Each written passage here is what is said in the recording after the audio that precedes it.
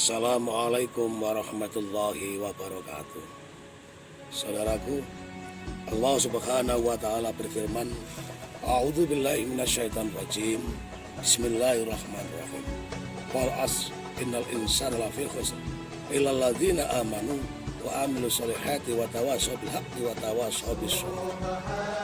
Yang artinya, demi masa sesungguhnya manusia itu di dalam kerugian. Illal ladzina amanu, kecuali orang-orang yang beriman. Wa amilus solihati, dan orang-orang yang melakukan amal soleh.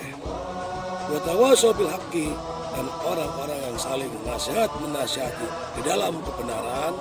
Wa tawassaw bis sabr, dan yang saling menasihati di dalam kesabaran. Jadi hidup kita di dunia ini kalau tidak memenuhi kriteria dari Allah itu tadi, maka kita menjadi orang yang rugi di dunia dan juga rugi di akhirat. Jadi yang tidak rugi siapa? Ya tadi, yang tidak rugi hanya orang-orang yang beriman. Iman artinya yakin terhadap Allah, yakin terhadap aturan Allah. Bukan hanya yakin di dalam hati, tapi dilaksanakan dengan amal perbuatan. Itu orang yang beriman.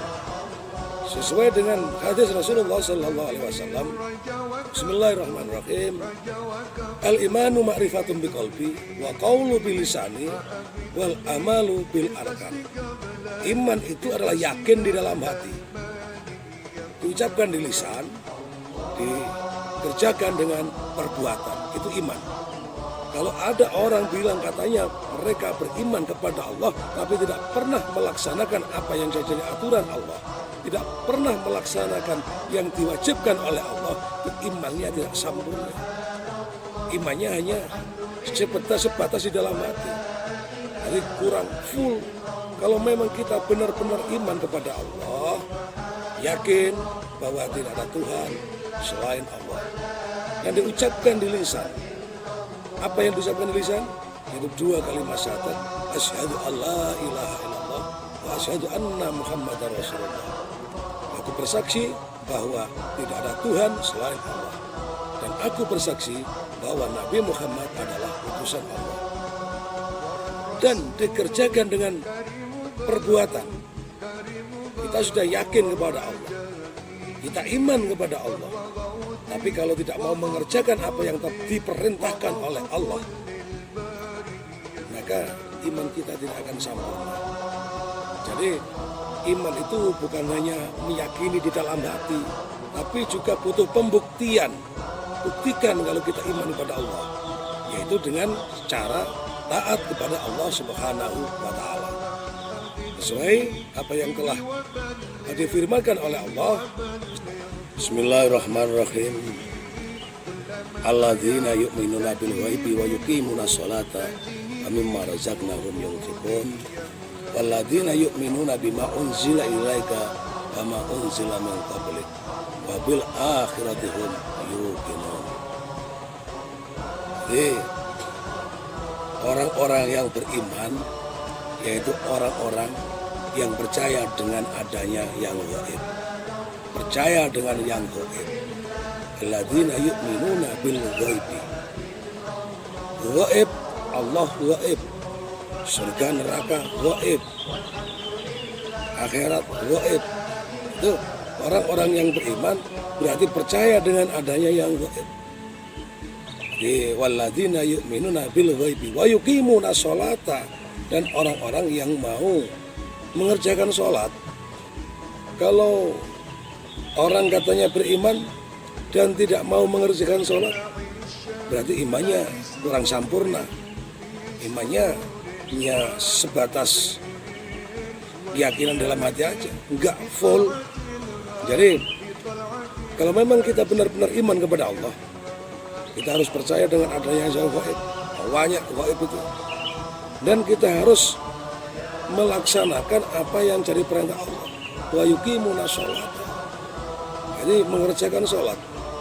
Wa mimma razaqnahum yunfiqun, dan membelanjakan harta yang telah diberikan oleh Allah kepada kita di jalan Allah. Itu orang-orang yang beriman. Walladzina yu'minuna bima unzila ilaika, dan percaya dengan Al-Quran. Walladzina yu'minuna bima unzila, jadi percaya kepada apa yang telah diturunkan oleh Allah pada kita. Alladzina yu'minuna bima unzila ilaika wa ma unzila min qablik, dan percaya dengan kitab-kitab yang telah diturunkan sebelum kita. Itu orang beriman yang tidak rugi. Jadi orang-orang yang beriman adalah orang-orang yang meyakini, orang-orang yang percaya dan mengerjakan.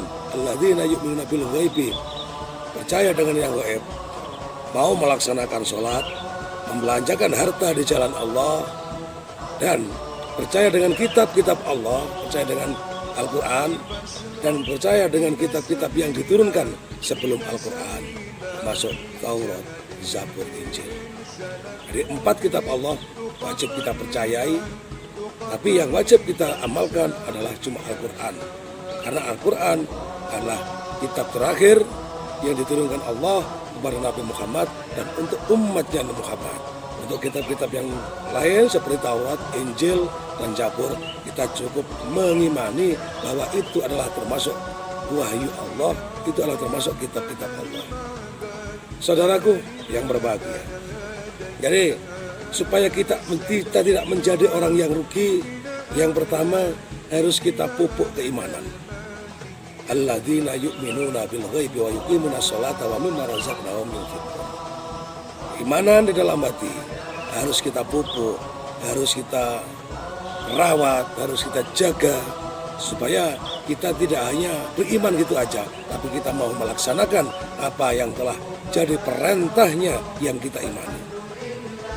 Kalau kita beriman, pasti kita akan melaksanakan, mengerjakan yang namanya sholat.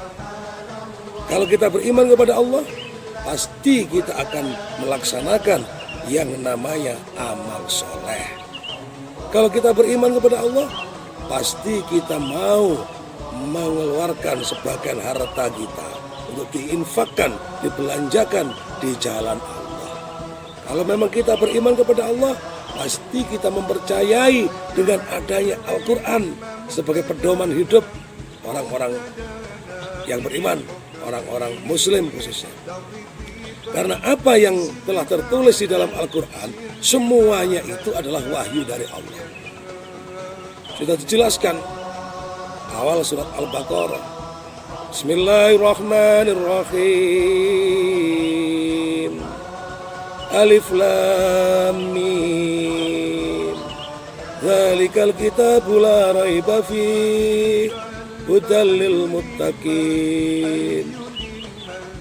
Demi Alif Lam Mim, hanya Allah yang tahu apa artinya Alif Lam Mim. Dzalikal kitabu, sesungguhnya kitab ini yaitu Al-Quran, la raiba fih, tidak ada keraguan sama sekali. Hudal lil muttaqin, sebagai petunjuk orang-orang yang bertakwa kepada Allah. Jadi orang-orang yang beriman kepada Allah itu pasti takwa kepada Allah. Kalau orang beriman kepada Allah tidak takwa kepada Allah, namanya imannya nggak jelas, alias imannya ya ada sih iman, semua iman ada, cuma kelasnya itu ibarat lampu entah berapa watt gitu, mungkin 5 watt kiep gitu.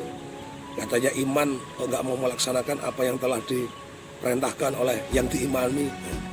Jadi kalau orang-orang yang beriman itu pasti melaksanakan apa yang jadi perintahnya Allah Subhanahu wa Ta'ala, dan meyakini bahwa Al-Quran itu adalah wahyu dari Allah. Al-Quran itu kalamullah. Al-Quran itu sebagai undang-undang manusia hidup di dunia. Kalau kita hidup di dalam dunia ini berjalan sesuai dengan Al-Quran, insya Allah hidup kita akan selamat. Selamat dunia juga selamat akhirat. Saudaraku yang berbahagia, jadi supaya kita tidak jadi orang yang rugi, pertama-tama kita harus menjadi orang yang kuat imannya. Sesuai dengan yang pertama tadi, wal asr innal insana lafi khusr illa alladziina amanu wa amilus sholihati wa tawassaw bil haqqi wa tawassaw bis sabr. Jadi supaya kita tidak menjadi orang yang rugi, pertama iman kita jaga, iman dikuatkan. Jadi jangan sampai kita terpengaruh dengan tipu daya setan yang selalu mengoyak-ngoyak iman kita, yang selalu berusaha menjerumuskan kita ke jalan kesesatan. Dan amal soleh, perbuatan yang baik.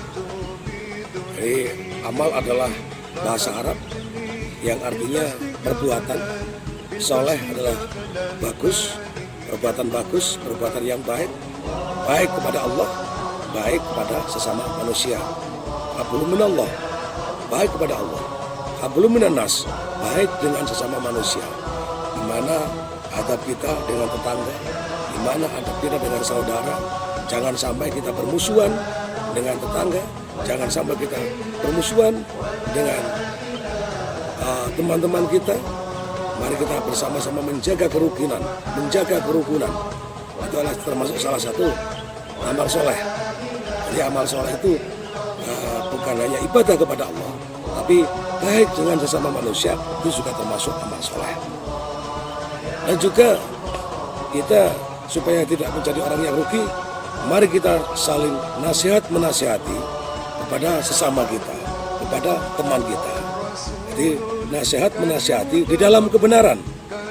Jangan sampai salah, jangan sampai kita saling menasihati di dalam kemungkaran. Tapi nasihat menasihati di dalam kebenaran. Dan nasihat menasihati di dalam kesabaran. Kita nasihat menasihati di dalam kebenaran, juga saling menasihati di dalam kesabaran. Misalnya kalau kita menasihati seorang teman, menasihati tetangga, terus mereka tidak terima, mereka tidak mau mendengarkan apa yang kita sampaikan, ya jangan marah. Tugas kita hanya saling menasihati, saling mengingatkan. Kita tidak bisa memaksa mereka supaya mereka ikut kita, tidak. Tapi kita saling menasihati, saling mengingatkan, cuma menasihati. Lebih itu tidak, kita tidak berhak memaksa. Contoh misalnya, ada tetangga kita yang tidak mau sholat jamaah. Terus kita menasihati supaya mereka itu ikut jamaah. Tapi mereka menolaknya, ya kita jangan marah, biarkan saja. Yang penting kita sudah mengingatkan, yang penting kita sudah mengajaknya. Selebihnya urusan Allah. Mau dan tidaknya urusan dia sendiri dan Allah. Kita tidak berhak memaksa mereka. Jadi apapun yang terjadi, yang penting kita menasihati. Dan menasihati ya dengan cara hikmah, dengan cara bijaksana. Jangan menasihati orang dengan teriak-teriak, menasihati orang dengan mengkafir-kafirkan orang. Jangan menasihati orang dengan marah-marah, itu malah nggak bisa diterima, malah kita akan menjadi musuh mereka. Jadi seperti apa yang telah diajarkan oleh para wali songo, mereka berjuang di tanah Jawa ini dengan santun, tidak dengan kekerasan, dengan budaya, tidak dengan perang, dan hasilnya tanah Jawa yang asalnya adalah negara Hindu zaman Majapahit. Terus karena datangnya Wali Songo menyiarkan agama Islam dengan hikmah, dengan kebijaksanaan, dengan santun, dengan melalui budaya, akhirnya Islam bisa diterima di Nusantara ini.